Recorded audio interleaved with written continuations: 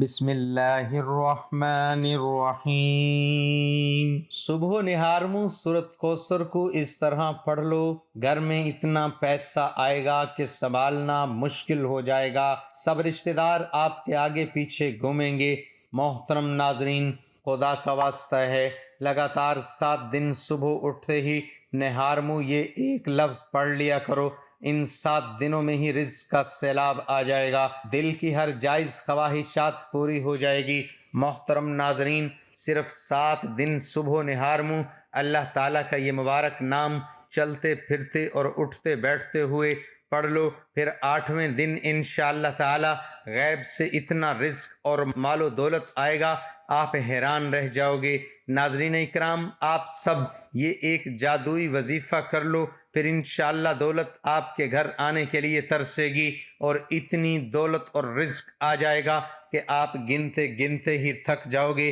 لیکن دولت شمار کر پاؤ گے؟ آپ نے صرف صبح نہارمو چلتے پھرتے اٹھتے بیٹھتے اس اسم مبارک کو پڑھتے رہنا ہے، انشاءاللہ 7 دن میں ہی کروڑ پتی بن جائیں گے۔ ناظرین اکرام، آج آپ سب کی خدمت میں ایک بہت ہی خاص اور مجرب وظیفہ لے کر حاضر ہوا ہوں۔ یہ ایک روحانی وظیفہ ہے اور اللہ تعالیٰ بزرگ و برتر کے پاک نام کا وظیفہ ہے، اور یہ وظیفہ جو کوئی بھی سچے دل اور کامل یقین سے کرتا ہے، چند دنوں میں ہی، جیسا کہ اس عمل کو بزرگوں نے 7 دنوں سے منسوب کیا ہے، ان 7 دنوں میں ہی آپ کو اس کے نتائج ملنا شروع ہو جائیں گے۔ اور جس شخص پر اللہ پاک اپنا فضل و کرم اور خصوصی رحمت والا معاملہ کرتے ہیں تو وہ بندہ چند دنوں میں ہی اتنا مالا مال ہو جاتا ہے، اسے خود کو سمجھ نہیں آتی کہ میرے پاس رزق کہاں کہاں سے آ رہا ہے۔ اللہ تعالیٰ کی ذات جو کہ انسان کے لیے رحمان بھی ہے،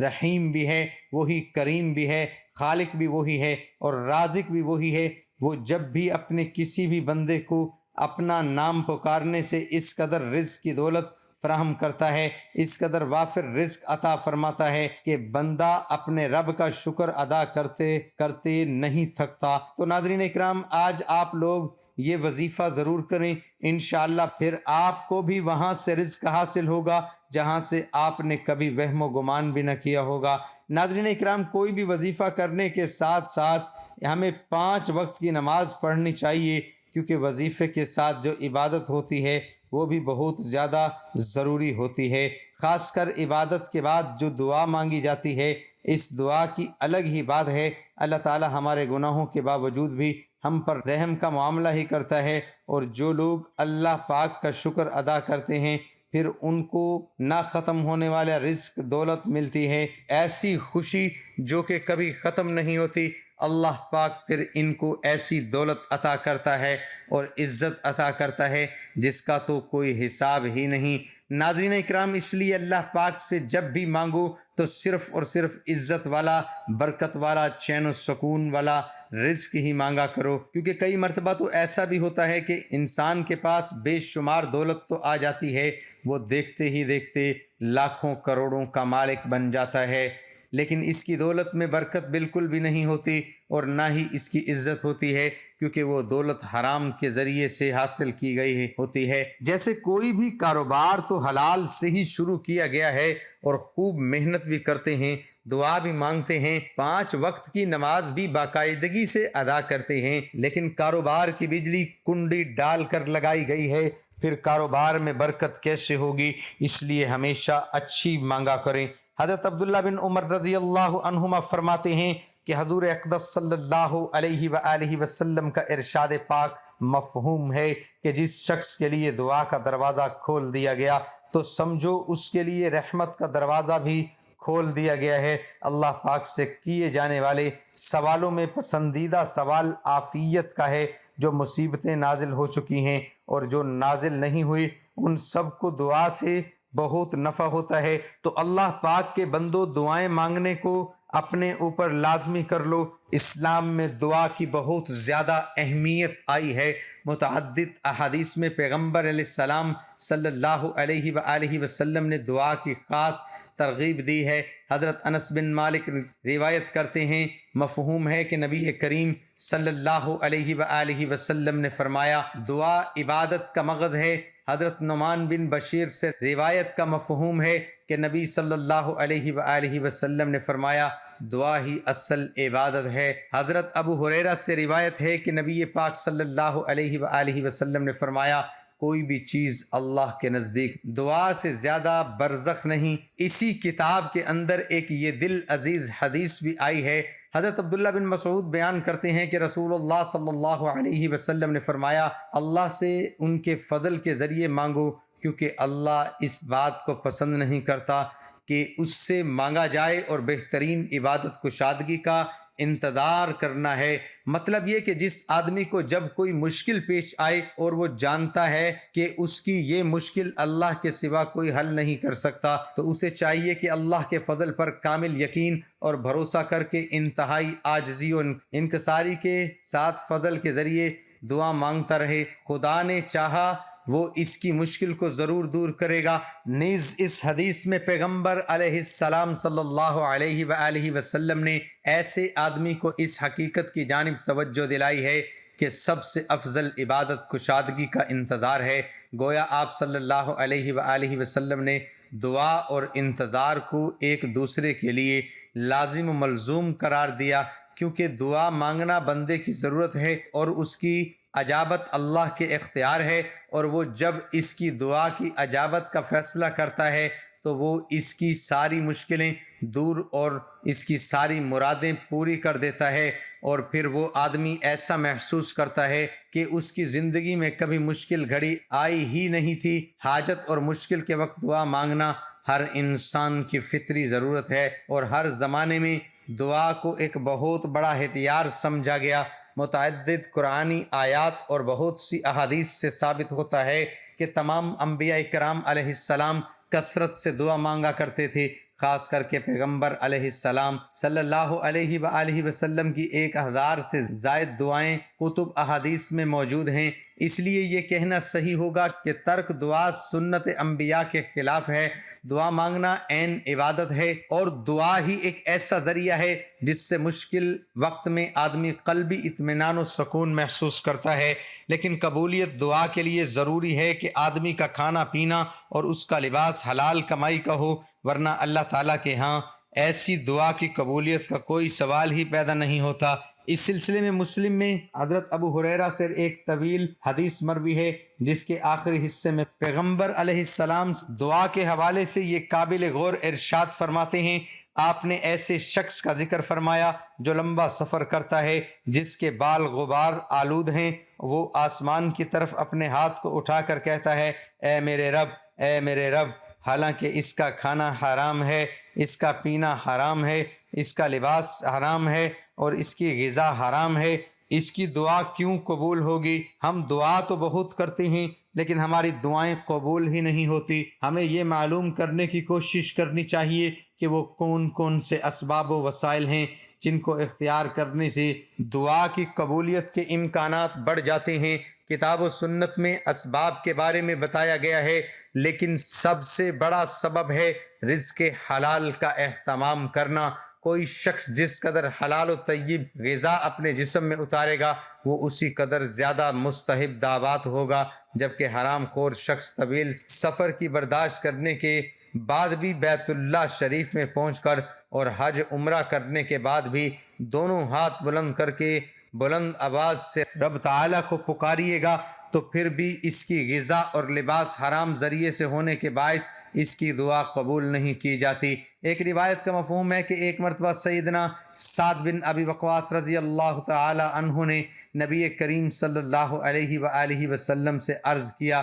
اللہ کے رسول صلی اللہ علیہ وآلہ وسلم، میں مستحب دعوات کیسے بن سکتا ہوں اور میری دعائیں کیسے قبول ہو سکتی ہیں؟ آپ صلی اللہ علیہ وسلم نے فرمایا شک و شبہ سے پاک رہو، مستحب دعوات خود ہی بن جاؤ گے۔ ناظرین اکرام، صرف حلال اور پاکیزہ رزق ہی کھاؤ، نماز پڑھو اور اللہ تعالیٰ سے ہی مدد مانگو، دن رات صبح و شام غرض ہر وقت دعائیں مانگو، دونوں ہتھیلیاں پھیلا کر خوب مانگو۔ لیکن جو شخص انتہائی عاجزی و انکساری سے اور خاص طور پر اس وقت جب سب سو رہے ہوں، یعنی تہجد کے وقت، اور اس وقت اللہ کی بارگاہ میں وہ سجدہ ریز ہوں اور اللہ تعالیٰ سے مانگتا ہو، تو پھر اللہ تعالیٰ بھی اس پر اپنی رحمتوں کے دروازے کھول دیتا ہے، نیکیوں کے دروازے اس کے لیے کھول دیتا ہے، پھر اس قدر رزق عطا فرما دیتا ہے کہ وہ بندہ خود حیران ہو جاتا ہے کہ اتنا رزق، اتنی فضیلتیں، اتنی برکتیں، وسعتیں آخر کہاں کہاں سے آ گئی ہیں۔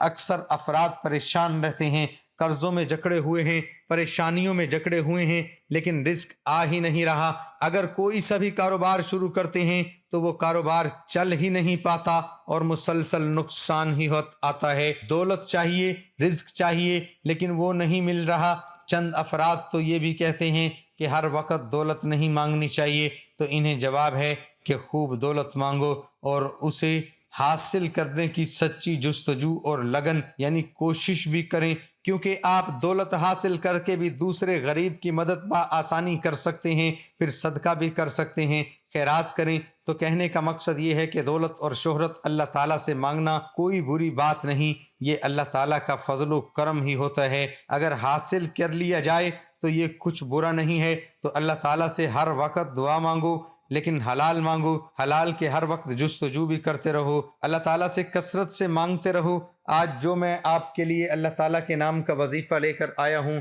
آپ نے صبح و نہار میں اٹھتے ہی چلتے پھرتے، اٹھتے بیٹھتے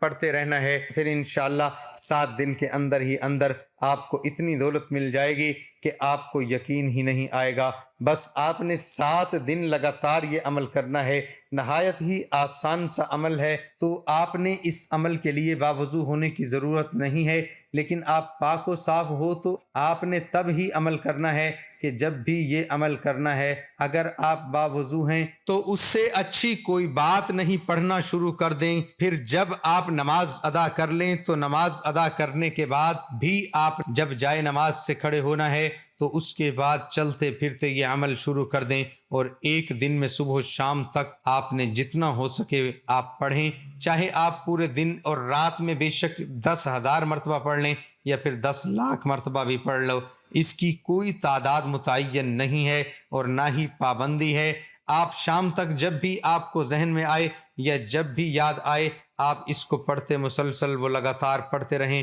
پڑھنا کیا ہے؟ آپ اس کو مسلسل لگاتار پڑھتے رہیں۔ پڑھنا کیا ہے؟ آپ نے سب سے پہلے صرف ایک مرتبہ اعوذ باللہ من الشیطان الرجیم پڑھیں، پھر ایک ہی مرتبہ بسم اللہ الرحمن الرحیم پڑھنا ہے، اس کے بعد صرف ایک درود ابراہیمی پڑھنا ہے، اس کے بعد آپ نے لاتعداد مرتبہ یا اللہ یا وہاب یا رزاق یا اللہ یا وہاب یا رزاق آپ نے لگاتار کوشش کریں کہ پورا پڑھنا ہے۔ اور جب بھی آپ نے یہ شروع کرنا ہے تو آپ اس کے شروع میں ایک مرتبہ درود پاک لازمی پڑھ لینا، اور جیسا کہ میں نے آپ کو بتایا، پہلے بھی بتایا تھا کہ اس کی کوئی خاص حدود تعداد بھی مقرر نہیں ہے، آپ نے اتنا ہی پڑھنا ہے، زیادہ سے زیادہ پڑھنا ہے۔ آپ ایک تسبیح اپنے ہاتھ میں پکڑیں اور کوشش کریں کہ زیادہ سے زیادہ اس اسم مبارک کو پڑھتے رہیں، پھر آپ دیکھیں گے کہ اس اسم کی ایسی برکت ہوگی اور اللہ پاک ایسا فضل کرم فرمائیں گے